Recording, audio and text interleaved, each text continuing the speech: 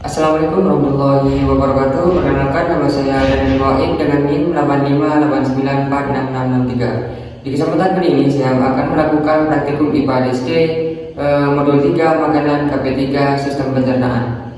Adapun tujuan dari praktikum ini yaitu dapat mengurutkan bagian dari sistem pencernaan. Alat dan bahan yang kita perlukan yang pertama yaitu gambar sistem pencernaan, kemudian alat tulis. Sistem pencernaan adalah sistem organ dalam tubuh yang berfungsi mengolah makanan.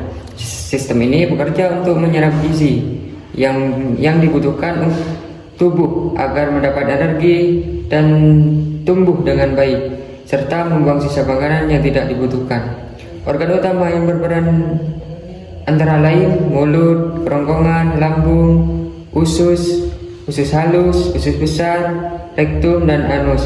Selain itu ada juga organ pendukung seperti hati, pankreas, dan kantong empedu.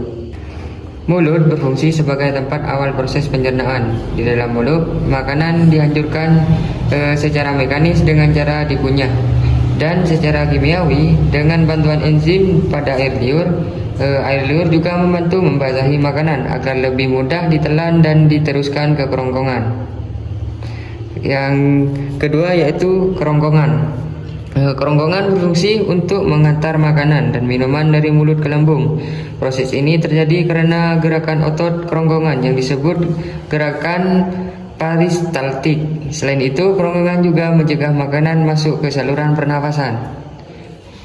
Yang ketiga yaitu lambung. Lambung yaitu organ berbentuk kantong yang letaknya di perut sebelah kiri atas. Di sini makanan dicampur sama cairan lambung yang mengandung asam dan enzim pepsin. Proses ini berfungsi untuk menghancurkan protein dan membunuh kuman yang mungkin ikut masuk lewat makanan. Setelah itu makanan berubah menjadi bubur halus yang disebut kimos. Selanjutnya usus halus. Usus halus berfungsi untuk mencegah dan menyerap zat gizi dari makanan dan minuman. Nutrisi yang diserap akan digunakan oleh tubuh untuk membentuk dan memperbaiki sel serta menjaga kesehatan jaringan tubuh. Sisa makanan yang tidak diserap kemudian diteruskan ke usus besar untuk dibuang melalui rektum. Yang selanjutnya usus besar.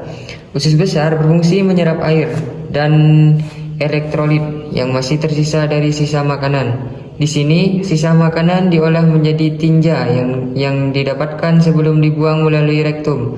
Usus besar juga membantu menghasilkan beberapa vitamin, seperti vitamin K, serta antibodi yang bermanfaat bagi tubuh. Yang terakhir di sini, anus.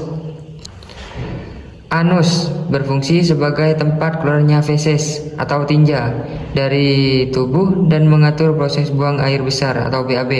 Selain itu, anus juga membantu melindungi tubuh dari infeksi dengan mencegah masuknya bakteri serta membantu membedakan antara zat padat, cair, gas saat buang air besar.